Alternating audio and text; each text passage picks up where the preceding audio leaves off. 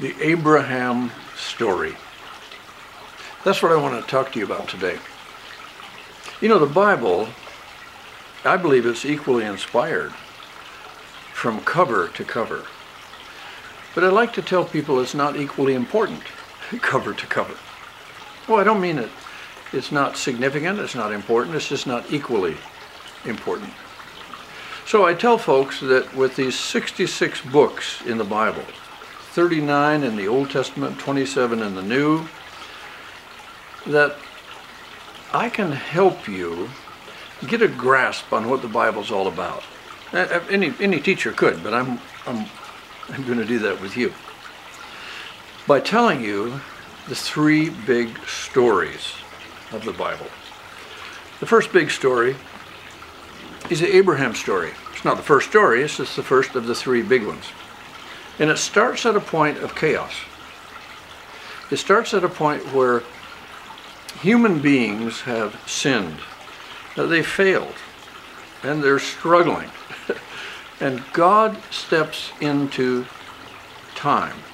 He breaks into time. And he offers to human beings a way to be connected up with him. Now, if you want to, if you'll follow me with this first video is about Abraham. Now, it's about 2,000 years before Jesus. And God speaks to a man named Abram. His name will be changed to Abraham. His wife's name is Sarai. That'll be changed to Sarah. But I'll call him Abraham and Sarah. God speaks to this man, and he offers to enter into a covenant with him. Now that's the thing that I hope you'll see throughout this video and ensuing ones, and that is that God's way of dealing with humans is in a formal connection. Some people like to think it's more of just a friendship thing, but you're going to see that God enters into relationships through covenant. That's a pretty amazing principle. Now, a covenant has parties, terms, and promises. Parties. That deals with who is in this contract. Who are the people, the participants? Participants, party, that all come from the same word.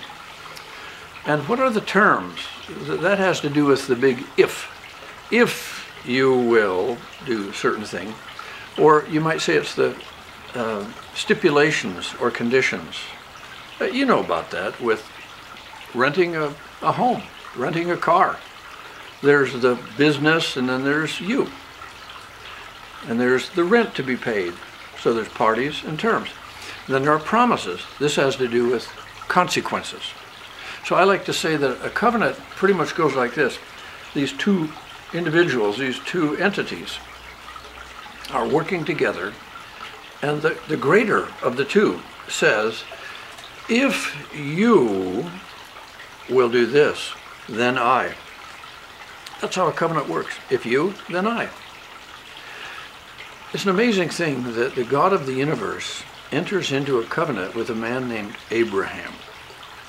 He says, if you will leave your home, that's sort of the negative part, and go, that's the positive part, where I lead you, then I, and then what we get is in the consequence column, what we get is some major information from God. God says to Abraham, I will bless you and make your name great. Secondly, and I'm coming down the list, I will make a great nation out of you. And one day I will bless all of the ethnics of the world. Do you realize that little outline is the outline of the Bible? God starts off with a man, and then he builds a nation out of him, and one day it all goes global. Now those are the three stories. There's the Abraham story that we're beginning with, and then there's going to be the Moses story, and then the Jesus story. Those are the three stories, and they capture the essence of what the Bible's all about. God says to Abraham, I'm going to make this nation out of you. I'm going to bless you. And Abraham says, oh God, how can you do that? My wife and I are getting up there in years. You know, closing in on 100 years. And he says, you know, if I died tomorrow, my servant Eliezer would inherit. He's a foreigner. He would inherit everything I have. And God says to Abraham, no, that's not going to be the case. It will not be that servant of yours. You and your wife are going to have a child. Well, at the beginning of the Abraham story, Abraham takes baby steps. He sort of crawls along. He says to his wife, we're going to have a child. And she says, me? Am I going to have pleasure in my old age? And so she realizes this can't happen. It can't. She can't have a child, she believes. So she says, you sleep with my handmaiden Hagar. And when the baby's born, I'll be right there at her knees and we'll have the baby. Well, you know, God ends up saying, that's not what I had in mind. I wanted you two to have a child. It would be a miracle child. And Abraham says, can you give me something? Can you give me something? It might be like somebody saying, well, can we shake on it? Can we sign a contract? Or maybe Native Americans might smoke a peace pipe. Or some parts of the world, they throw salt over their shoulder to say, this is a done deal. We're going to seal the deal. God says to Abraham, I want to tell you what's going to happen. He says, look up at the stars. Can you count them? You're going to have children like that, beyond your ability to count them. And Abraham says, oh God, give me something. Give me something. And God says, okay. He doesn't seem to be too bothered by this, by Abraham's little faith. And he says to Abraham, go get, this is in chapter 15 of Genesis, go get a 3-year-old heifer and some other animals, cut them in two, lay the parts out. And we ask ourselves, what's that all about? It sounds a bit like witchcraft. Well, God says to Abraham, we're going to make this deal. And I want to tell you, he says right now, that you are going to have children, lots of children. But I'm going to take your descendants, and they're going to be in bondage. They're going to be in slavery in a land that's not their own. And after those 400 years of that, I'll deliver them to a homeland of their own. That's what's going to happen to your family. That night, the Bible says, in the darkest part of the evening, Abraham is in something of a trance. And suddenly, God picks up a flaming torch and an oven, a burning iron, an oven of fire. And God takes these two items through the parts of that heifer. Now, again, you might say, and I might say, boy, this is witchcraft. What is this? Killing animals and dividing them up. And well, we owe a lot to a man named George Mendenhall, who, 60 or 75 years ago, I don't know, I don't remember now. Take a peek on the internet, you'll see. George Mendenhall discovered that the neighbors of Abraham had a way of making a treaty. Two chieftains, two kings, would get together and they would cut a covenant. It's called cutting a covenant. They would say, we're no longer going to be at odds. We're not going to be fighting anymore. I'm going to be a friend to your friends. I'll be an enemy to your enemies. And they would walk between the parts of that animal. As if to say, and this is what the Hittites understood, as if to say, our relationship is dead in the water like this. But we're going to stand in the middle of where this animal is, where the blood is, the entrails, because that's what made this animal one. That's what we're going to stand there, because this animal represents your people and my people. And they would make a pledge. I will be your friend. Then they would walk on through and they would say something like, cross my heart, hope to die, stick a needle in my eye. Now, of course, they didn't say that, but that's something I said as a kid. It's called a self-curse. It's a way of showing your sincerity. I asked my friend, can I borrow $20? He says, you promise you'll pay it back? I say, cross my heart, hope to die, stick a needle in my eye. I'm trying to say, I'm dead serious about this. And in fact, that's how serious they were. Because they said, if I break this treaty, if I become a friend to your enemies or an enemy to your friends, you can go out and gather all the friends you want to and come and do this to me, what we have done to this animal. It's a pretty powerful idea. It was George Mendenhall, the anthropologist, the historian, who was able to help us see that that's how covenants were made way back then. That would be 2,000 years before Jesus. Abraham's faith is little at the beginning, but it grows. One time, God said to Abraham, I want you to take that boy of yours, because they did end up having a boy. Take him up on Mount Moriah, and I want you to put him on a stone table, an altar, and I want you to kill that boy. Now, by this time, Abraham's faith has grown immensely. And I could show you here in Hebrews chapter 11, 17 through 19, that when Abraham heard this from God, I want you to sacrifice your son. Abraham had enough faith, he had sufficient faith that he could say, I'll do it. He goes out to the mountain, he takes some wood, he takes a bowl of fire, he takes that boy, and he says to his servants, we'll be back. And they head up the mountain. Now when you read there in Hebrews 11, this is what it says. And Abraham, and I'm paraphrasing here, summarizing, and Abraham, when he was told to sacrifice his son, did it. Because he reasoned this way. You can see it right in that passage. He reasoned this way. If God was going to make a nation out of him, through whom he was going to bless the world, and now he wants Abraham to kill his son, then God will just have to raise him from the dead. And the Hebrew writer says, and figuratively speaking, that's what he did. Because when Abraham was ready to kill his son, God said, stop. I can see you mean business. Let's move on. And that's what happened. So here's how the Abraham story goes. God is going to bless this man Abraham. He's going to make a nation out of him. One day bless the world. You have to remember that. I'll be a little repetitive on that. But that's the idea. Bless the man, make a nation, bless the world.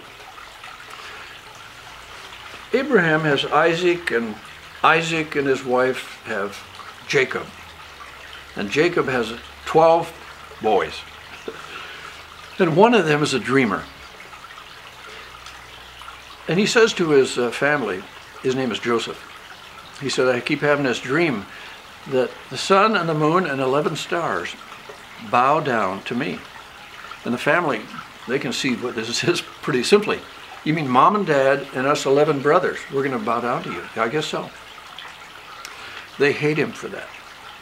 They go out to work in the field. They're watching the sheep a long ways from home. And his father says to him, take some food down to your brothers. Go see how they're doing. And he wears his multicolored coat. This is a very expensive item. And he's wearing this. He's going down to see his brothers. They see him coming. And they say to one another, let's kill that dreamer. Now it happens to be that the oldest brother, Reuben, doesn't want to kill his brother. So he says, oh, let's just put him in a hole. Well, that's what they do. And he has a plan that he's going to pull him out of that hole and send him home. But when Reuben's not looking, some slave traders come along. And they buy Joseph. He goes down into Egypt. Now this is the beginning of the fulfillment of the prophecy that God had made to Abraham. I'm going to have your descendants in a foreign country for 400 years. And Joseph is the first one of the family.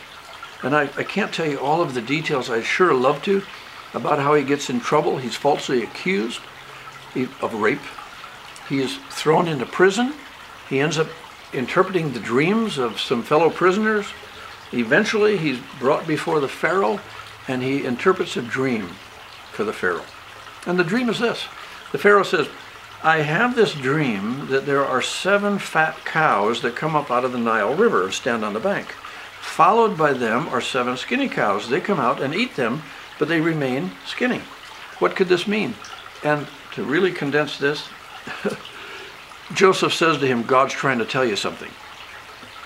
God's trying to tell you that you're going to have 7 fat years like you've never had before. There's going to be the right amount of water and this and that. You're going to have crops that are growing, the cattle. But that will be followed by 7 horrible years where you won't even be able to plow. The ground will be like iron and the sky will be like bronze. God's trying to tell you something. Oh, the Pharaoh's pretty impressed. He says, well, what can I do? What can we do? And Joseph says what God would say through him. Joseph says, save 20% of your crops for the next 7 years. And again, to keep this compressed, that's what they do. Joseph becomes something of the minister of agriculture, like the number 2 man in the country. He's gone from the dungeon to this place of honor. Guess what happens to his brothers who are back at home? They get 2 years into this 7-year period of drought, and they realize they're going to die.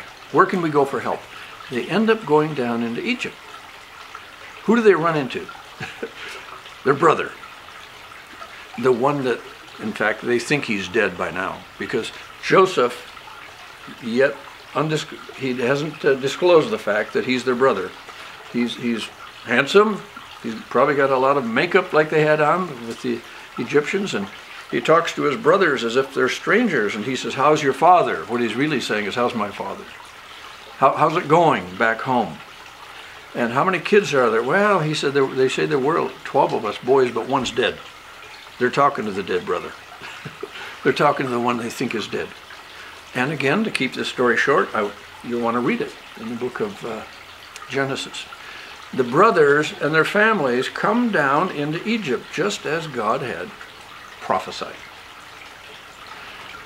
And at first they are guests, but the years roll by and 70 people become 71 and 700 and 7,000, and in time we think probably a million, maybe more. And there in Egypt, something happens to these Hebrew people. You can call them Hebrews, Jews, or Israelites. All those words apply. They come down into this land and they begin to grow, and they grow, and they grow. And we come to the end of the book of Genesis, and what we have is Jewish people throughout the land of Egypt. And they are, all they have to do is to reproduce. All they have to do is grow in number. In fact, as you move into the book of Exodus, we read that the new pharaohs put these people into a slavery condition because there were so many of them. And what happened is they simply became stronger. They simply became stronger.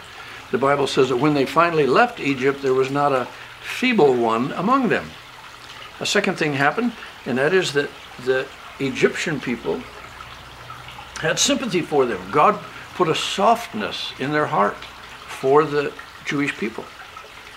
So that when they left with a bunch of wealth. And I'm sort of getting ahead of myself.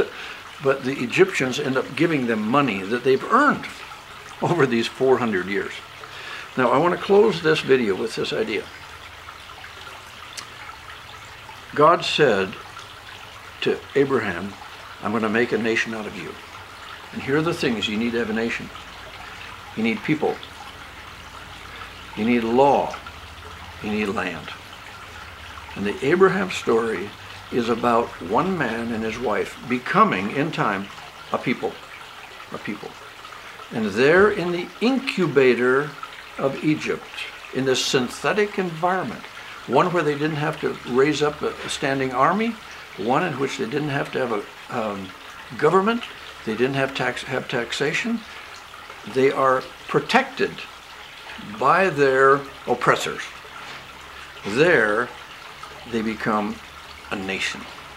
And we move from there into the Moses story, which I hope you'll also look at. God bless you.